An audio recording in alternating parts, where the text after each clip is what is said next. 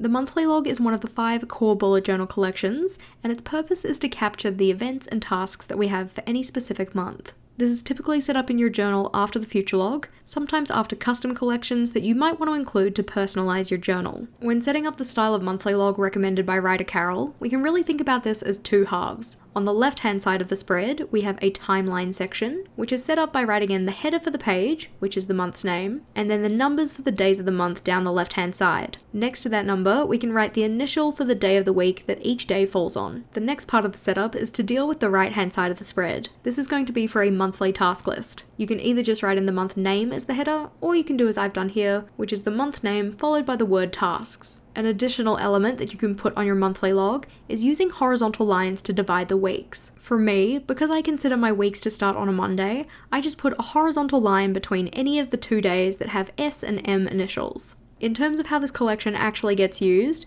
the monthly timeline on the left can either be used to plan your month, or it can be used to record your month. Writer Carol talks about how he likes to use it as a monthly record, so not writing things in ahead of time, but rather recording them after the fact so that he has a complete look at how the month actually was. If you want to record multiple happenings on any day of the month, you can either just leave a gap between separate entries, or you can use a comma to list them like you would in a typical list of items. To add items to your monthly task list though, this is done via rapid logging, so just using a task bullet followed by a short description of what you need to get done. These tasks are just listed from the top going to the bottom of the page as they come up. They don't have to be placed sequentially, but the idea is that any tasks on this list are specifically for this month, or at least you have the intention of working on them this month. Rather than setting up all of the monthly logs at the start of your journal, the original bullet journal method suggests that we set up the monthly log for the current month, and then follow this up with any weekly or daily logs that we need for that month. As these are made as we need them, we then don't set up the next monthly log until we get towards the end of the current month. This is why the future log is used to hold any date-specific future events. While this is the most simple form of the monthly log, what if you're looking for something a little more decorative or a little bit different?